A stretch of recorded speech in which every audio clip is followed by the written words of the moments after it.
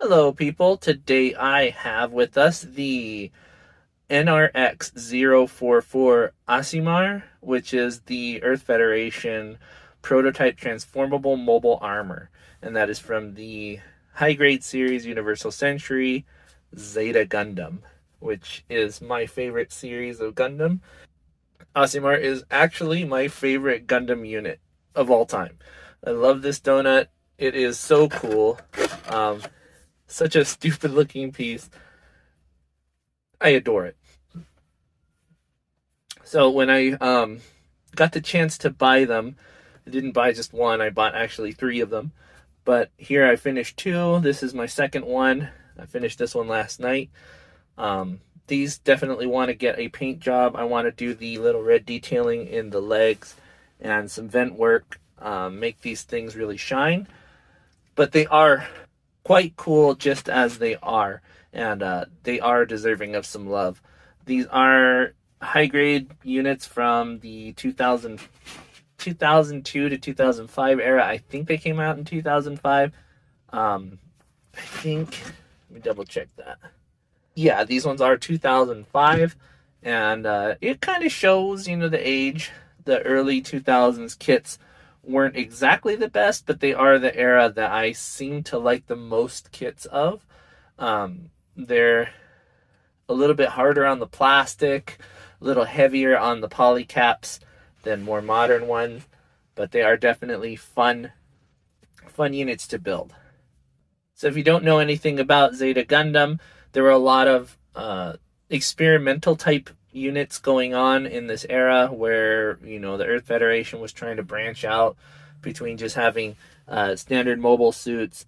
They wanted to do something, purpose-built or something that would be more competitive in one specific direction instead of in multi-use like the Gundam was or the Gyms were.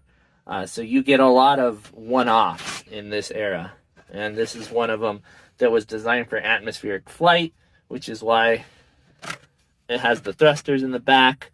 I don't know what they were thinking with the donut mode, but it definitely has a look. There were a few of different units that had the same look. There was a Kihar, which is another advanced Zeta unit that had the same style. And there's another one out there, and I forget what that one's called. But in any case, there isn't any parts that need to be taken off except for the weapon to swap it out from each mode. And it is a fully articulated unit, which I will show for you in just a second. All right, and starting with the head, you do get a little bit of rotation in here.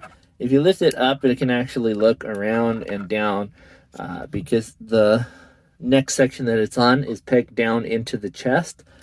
You just have to be real careful so as not to pull it all the way out, but it does get a little bit of motion in there. It is just a poly cap inside here, and then a peg that goes into another poly cap at the top. If you move some of the arm shoulders out of the way, you can rotate it quite a bit. In fact, this is the very front section of this unit here, as you can tell by that antenna that's moving there. That's another one of the articulation points, is that these can slide out. I'm not going to do that just yet, but as you can tell here, it does separate quite a bit. So with the head out of the way, we have the magnificent arm and chest articulation. There is a poly cap inside the chest here that you can move that upper shoulder piece in quite a lot. There is another poly cap inside the shoulder so that you can lift that up again a little bit more. The shoulder armor does take up a lot of the space there, moving it around. This part revolves here. You can move that all the way around, and that is also important for the combination or the transformation. There is a poly cap inside here so that you can move that section up and down. That is something that you will see happen quite a lot when you have your own. These hands are built very specifically to join together with this yellow part, which is only just one peg holding it all together. And so that does happen quite a bit, and it's kind of a pain. There is a point of articulation right here where this part folds up, and that hand section can actually move into the back of this arm, and that is to do with the transformation. The handle needs to be out of the way in order for the parts to merge together in order to form the sides of the donut. So that is the arm. The chest also has some points of articulation here where this part, if I can do it, swings out and open. And this is also for the transformation. That has to actually move out of the way and hold the pelvis in place so that the legs are held underneath the donut. If you could tell, that yellow part actually tucks up in under here between these two pegs in order to lock in place.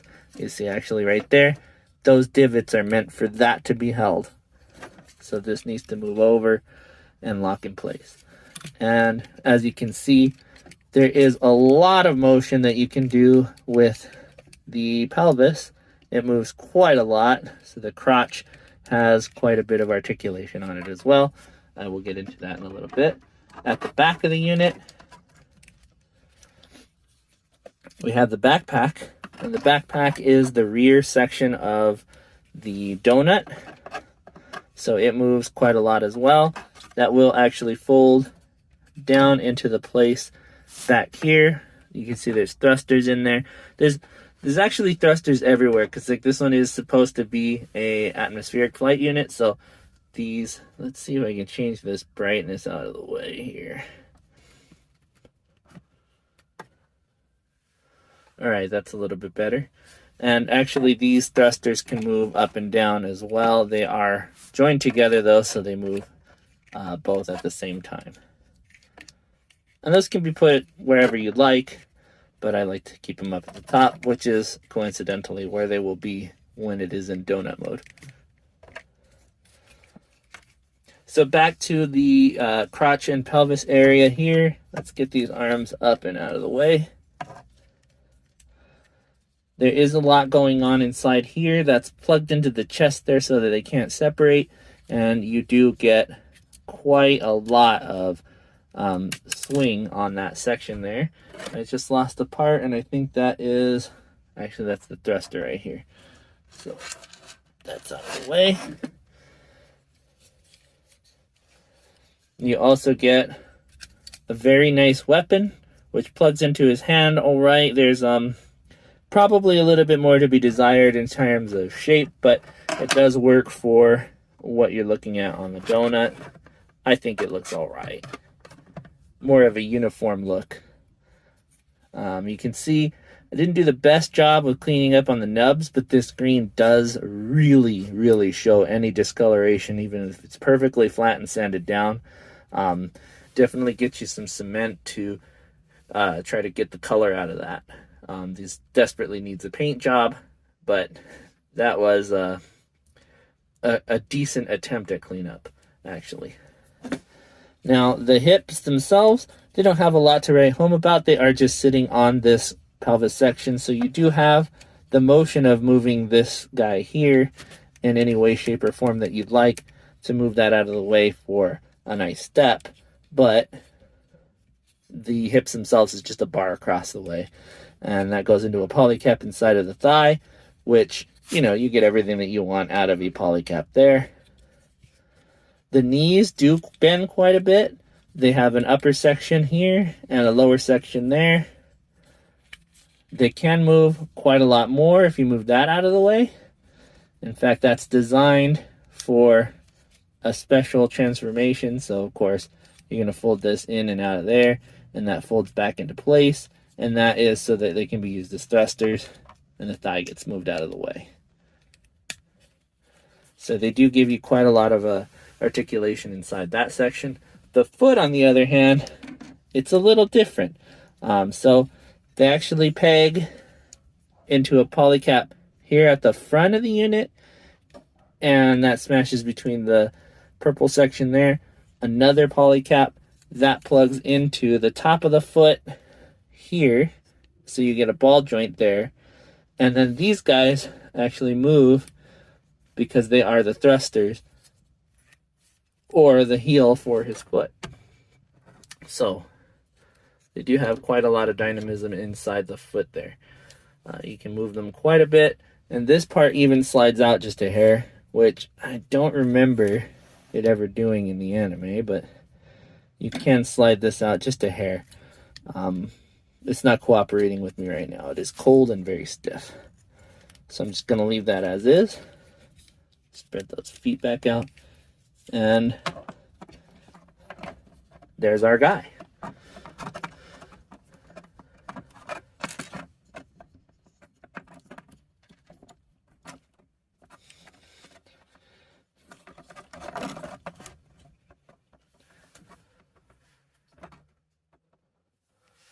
So definitely a unique look as a mobile suit. You can see that it was inspired by the Dom just a bit with those the triangular eye section, but it is a mono eye unit, so it does look reminiscent of your Xeon looking units anyway. I feel like it would have been more at home on the Xeon side, but this is an EFF-S type unit. I know that there's histories out there on what they did to make this unit. I am not versed in the history. I just like the way it looks personally. That's more my style. So something that I really like, that's the one I want to get. And that's why I have 3 of these. But I can show the transformation of this guy. It is a little bit complicated, so I'm probably going to speed it up. Let me go ahead and turn this one here into this guy here, and we'll see how that looks on camera.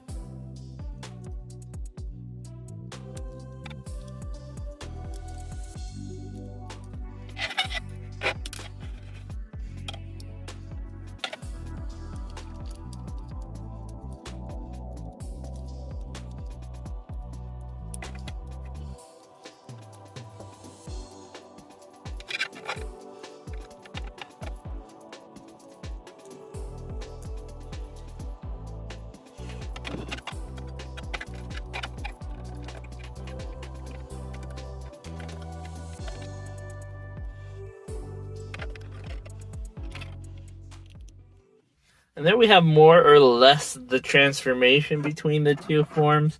I obviously had some issues with the hands on this one coming back out. So I'm going to need to do that a little later. And then this one, the hand came out completely. And so I don't know if I'll be able to do that without some tools to pull this thing apart or to get it back to where it needs to be, because that is flipped over in there. Comes out this way, actually. There we go. Something like that. And then this locks it in place. So like I said, this is there for a very specific reason. See if I can get it to do what it needs to do. Alright, I will work on that a little bit later. But you see that the transformation is pretty straightforward. It's not a difficult one to do. Exception those hands.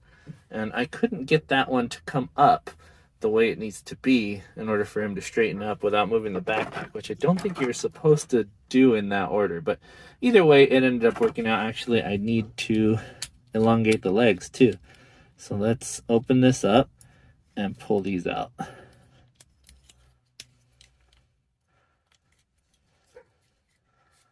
Let's see. There we go. And now that's a little bit better there. Now he's got his proper height, and he can live to fight another day. They do include a weapons holding hand for that weapon, and that one is only the left hand there. It isn't slide in. It doesn't slide in. Let's see if I can get this open. I'm in my frozen hands here. It doesn't slide in easily, but it does hold the weapon decently. It is designed specifically for this one. And as you saw there, this does fold up. So when he's deployed on his donut mode, that's out of the way. It does include these two sections here, and one can plug onto the back of his booty right in here. The other one is when he's in donut mode, it goes actually in the same spot, I think. It just is used as the beam cannon instead of as the weapon. So it's a very interesting unit, very interesting looking unit. And then I will show you the stand, which is a unique one just to this set. It includes the same style of peg as that weapon does, so it plugs into the same place as that one does. Or you can put this section on, and then that plugs into here to hold it in donut mode, which is how I had it earlier. In addition to that, you also have a place to put that holding hand. Of course, I have two of those, so you are welcome to use those as you want. Now, as far as simplicity, I would not say this is a simple kit. It was not easy to build. These hands are a pain in the butt. They definitely need some improvement. That arm section is, I will say, a bitch to put together. So take your time when you do it, and definitely be patient with this one. It will give you the love and respect that you deserve if you give it the love and respect it deserves. I definitely enjoyed building these two. They aren't difficult to do in terms of mobile suits. There are more complicated ones. And the simplicity of the color means that it's only on a few screws. I think it goes from A to E. So it's not incredibly difficult. But like I said, those arms are going to be a challenge for most people. Not horrendously difficult, but I won't be able to do it on camera to get that back to where it needs to be and make that work. Hopefully you can get the hand in there and keep it in there. That will definitely help you to get it out when you need it to. That said, I definitely recommend it. It is on the higher end of expensive on the high grade kits. This is a $25 kit, I think, which means that it is higher than average, but not the most expensive in terms of ones that I own. I would still say that it's worth something to get, especially if you're a fan of the Universal Century stuff. It is a wild looking kit. That donut mode is definitely one of the most appealing in terms of mobile armors, at least to me. And I think that the yellow and green is a nice coloration. I'll say I am colorblind, so it looks yellow and yellow to me, but I am told that this is a very nice color combination. With all that said, though, I am thankful for you guys watching my review as usual, and I will see you guys next time, or you'll see me. More than likely, you will see my stuff. Bye-bye.